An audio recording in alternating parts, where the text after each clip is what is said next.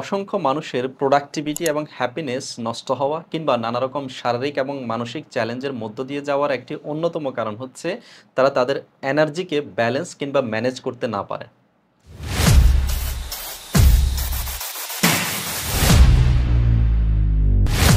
সুপ্রিয় শ্রোতা, আজকে শেয়ার করব যে পাঁচটি অভ্যাসের কারণে আপনার নিয়মিত এনার্জি ড্রেন হয়ে যাচ্ছে।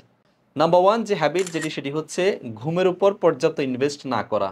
অর্থাৎ কখন ঘুমাবে আবার আর কখন ঘুম থেকে উঠবে সে বিষয়ে সচেতন না থাকা, অথবা রাত জেগে মোবাইল, ল্যাপটপ কিংবা নানা রকম আসক্তিতে নিজেকে আসক্ত রাখা। সেকেন্ড যে অভ্যাস সেটি হচ্ছে ঘুম থেকে উঠেই মোবাইল চেক করা। অসংখ্য মানুষ ঘুমোতে যাওয়ার আগে শেষ যে কাজটি করে সেটি হচ্ছে মোবাইল চেক করা, আর ঘুম থেকে উঠেই প্রথম যে কাজটি করে সেটি হচ্ছে মোবাইল চেক করা। দেখুন, মোবাইল আপনাকে নিয়ন্ত্রণ করছে না আপনি মোবাইলকে নিয়ন্ত্রণ করছেন সেটি গুরুত্বপূর্ণ। যদি মোবাইল আপনাকে নিয়ন্ত্রণ করে থাকে তাহলে প্রতিনিয়ত এটি আপনার এনার্জি ড্রেন করে থাকবে। থার্ড যে কারণ সেটি হচ্ছে কোনো কাজ শুরু করে সেটি শেষ না করা, অর্থাৎ আনফিনিশড রেখে দেওয়া।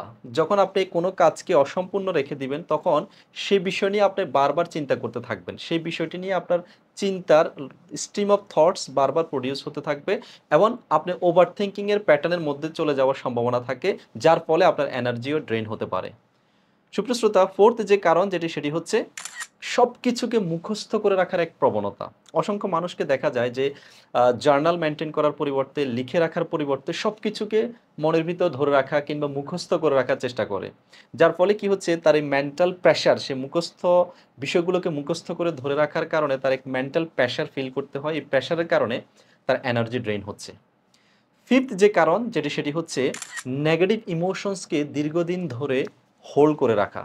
দেখুন, আপনি যত বেশি আপনার নেতিবাচক আবেগগুলো, যেমন কাল্পনিক ভয়, ভীতি, অতীতের কোনো শোক, অতীতের কোনো পেইনফুল ঘটনা, কোনো কনফ্লিক্ট, কোনো ফোবিয়া কিংবা আপনার কোনো অ্যাঙ্গার, রিভেঞ্জ, কারো প্রতি প্রতিশোধ পরায়ণতা, কাউকে হিংসা করা, এই বিষয়গুলোকে আপনি যত বেশি ধরে রাখবেন, লালন করবেন, আপনার এনার্জি, আপনার ফোকাস, আপনার কনসেন্ট্রেশন অ্যাবিলিটি তত বেশি ডিস্টার্বড এবং ড্রেন হতে থাকবে। সুতরাং আপনি যদি এক মাইন্ডফুল, এক প্রোডাক্টিভ, এক ফোকাসড লাইফ চান, আপনি যদি এক হেলদি, হ্যাপি, ডাইনামিক, এনার্জেটিক ওয়েতে নিজেকে লিড করতে চান, তাহলে এই অবশ্যই 5টি অভ্যাসের বিষয়ে আপনাকে সচেতন হতে হবে এবং আপনি আপনার এনার্জিকে ব্যালেন্স করা শিখতে হবে। সুপ্রিয় শ্রোতা, ভিডিওটি কেমন লেগেছে তা অবশ্যই কমেন্ট করে জানাবেন এবং ভিডিওটি লাইক, কমেন্ট, শেয়ার করে অন্যকে দেখার সুযোগ করে দিবেন। দেখা হবে পরবর্তী ভিডিওতে। আল্লাহ হাফেজ।